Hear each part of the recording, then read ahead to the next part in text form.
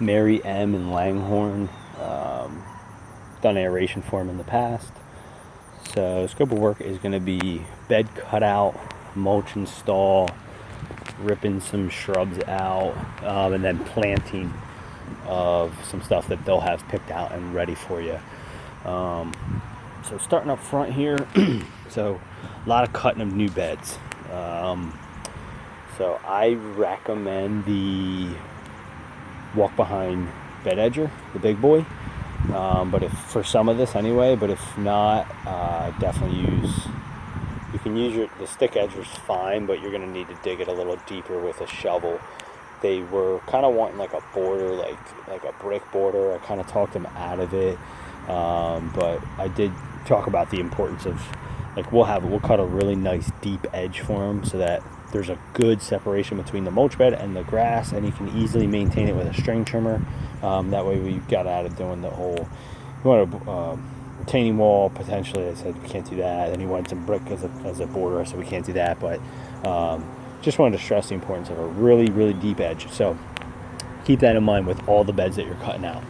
So starting up here in the front, he wants to extend these mulch beds. So what we'll do is we'll start right up here, kind of where you can see where he didn't like string trim basically, and then cut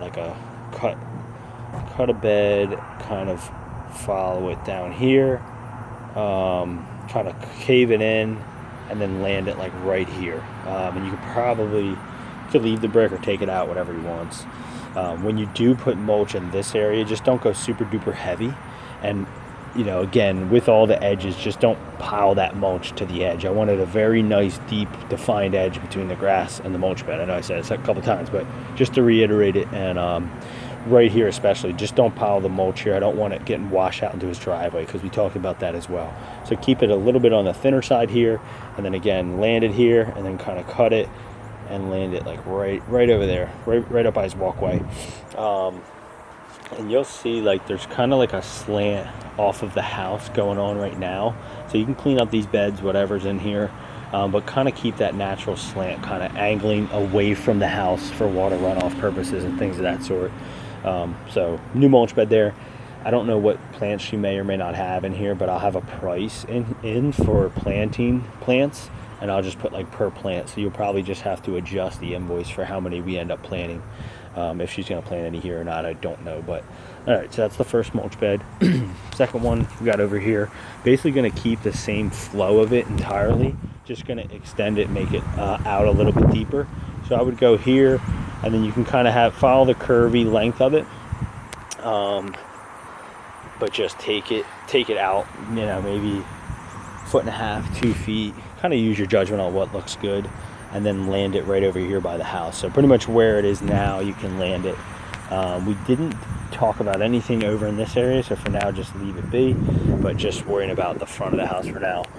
Most of the stuff too, they're kind of just like what your judgment, what looks good, this, that, and the third. So they weren't like super duper nitpicky on exact specifics of anything. They just kind of want it looking decent. So moving up here, so the two big azalea bushes, they're going to come out.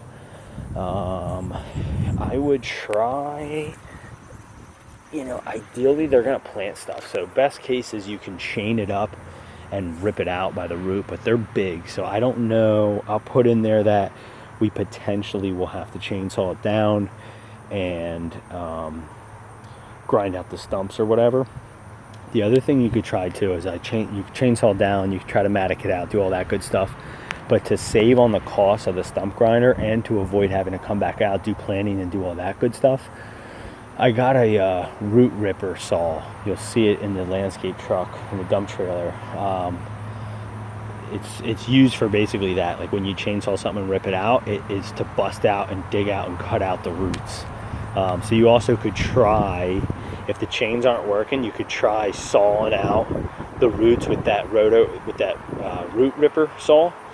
It's kind of like a shovel, but it's got like teeth on both sides of it, you'll see, and try to bust out some of the roots, and then it might rip clean. So just a suggestion, is something to try. Ideally we rip them clean, then we don't have to mess with PG and stump grinder and all that good stuff. So but anyway, the mulch bed up here, so there's a plastic border in there currently. We're going to take that out, and then we're going to just make a big like half circle. So right now it kind of like loops in and comes out. They just want like a big semicircle So we're going to extend the bed out, and then you could pretty much probably, two options would be to close it in here. I would tell them recommend, you know, maybe having it land, I guess for runoff maybe. Yeah, probably aim to have it come in here and leave this little grass patch here. And I would just tell them to avoid mulch right up against your driveway with the slant, just to avoid a washout of mulch into the driveway. I would keep the little grass strip here. So again, take out that border, but just cut a nice fresh edge for them. So that's for the front of the house.